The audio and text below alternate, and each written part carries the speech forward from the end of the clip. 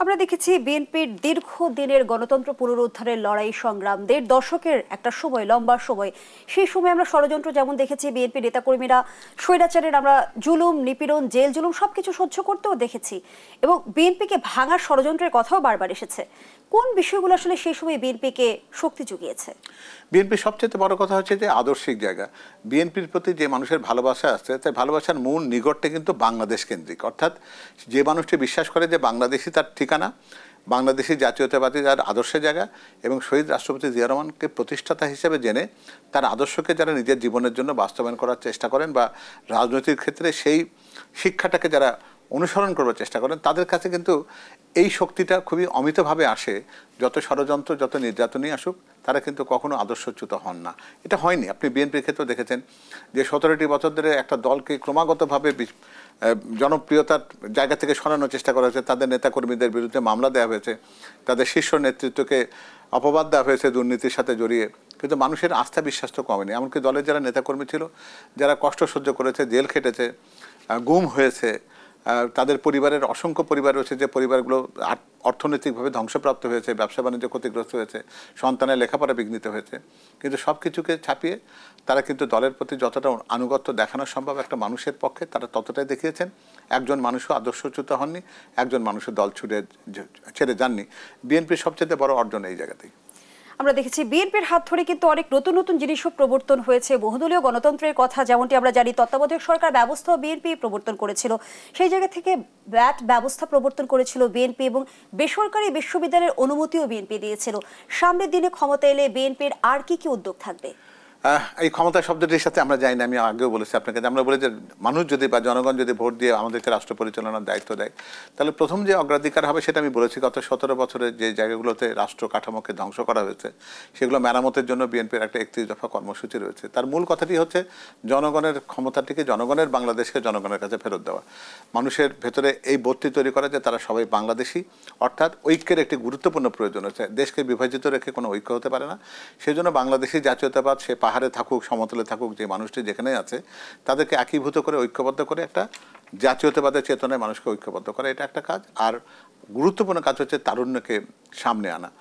যারা তিনটি ভোটে নির্বাচনে তারা ভোট দেওয়ার অধিকার বঞ্চিত হয়েছে, তাদের সে অধিকারটা ফেরত দেওয়া, এবং তাদের কর্মসংস্থানটা অত্যন্ত গুরুত্বপূর্ণ একটা জায়গা। কারণ তারা সত্যিকার অর্থে তাদের মেধার বিচার চান, এবং আমরা এটাও দেখতে চাই যে যার যেটুকু যোগ্যতা আছে সেই যোগ্যতার আলোকেই তার যেন কর্মসংস্থান হয়।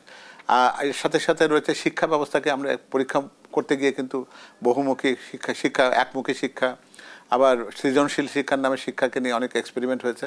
আমরা কিন্তু মানসম্পন্ন শিক্ষার্থী তৈরি করতে পারিনি। আন্তর্জাতিক গবেষণাগুলো বলছে যে আমাদের 11 ক্লাসের স্টুডেন্টের মান আন্তর্জাতিক পদে 7 স্ট্যান্ডার্ডের চাইতে বেশি নয়।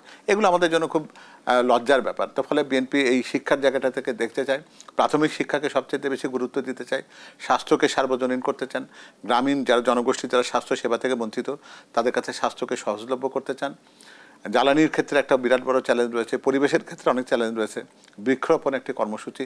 এর পাশে জনাব তারেক রহমান আরও কতগুলো বাড়তি ঘোষণার কথা বলেছেন, যে পরিবারকে সহায়তা করার জন্য ফ্যামিলি কার্ড, যেটা নারীর সম্মান মর্যাদার দিকে লক্ষ্য রেখে করা, কৃষকের জন্য একটি ফসলের সম্পূর্ণ দায়িত্ব সরকার নেওয়ার জন্য সেই জায়গাতে ফার্মার্স কার্ড ইন্ট্রোডিউস করার কথা বলা হয়েছে, স্বাস্থ্য কার্ড ইন্ট্রোডিউস করার কথা বলা হয়েছে। অর্থাৎ সব কিছু মিলে, এবং প্রবাসীতে দেশের বাইরে যে আমাদের 1 কোটির মতো যে জনগোষ্ঠী আছেন তাদের ভোটাধিকার নিশ্চিত করা, এবং তাদের যে বিনিয়োগ বাংলাদেশে সেটা যেন নিরাপদ থাকে সেটার ব্যবস্থা করা। অর্থাৎ সার্বিকভাবে আমরা অধিক্ষেত্রগুলো যতগুলো জায়গাতে সমস্যা আছে এগুলো সব জায়গায় চিহ্নিত করেছি, এবং সেখানে যেন বিএনপির পক্ষ থেকে জনকল্যাণমূলক, মানুষের জন্য উপকার হয় এমন কর্মসূচি আগামী দিনে নেওয়া হবে।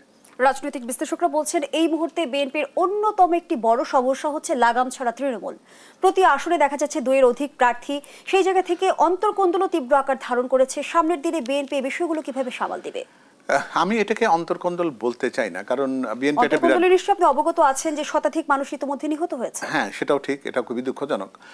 একটা বৃহৎ রাজনৈতিক দলে যেখানে সংসদীয় আসনের সংখ্যা মাত্র 300টি, সেই জায়গাতে মনোনয়ন যখন একজন মানুষকে দিতে হবে, ফলে খুব স্বাভাবিকভাবে নির্বাচনটা কিন্তু খুবই জটিল কাজ। অর্থাৎ আমি বলছি যে দলের জন্য সদস্য নির্বাচন আর দলের প্রার্থী নির্বাচন একটা জটিল কাজ।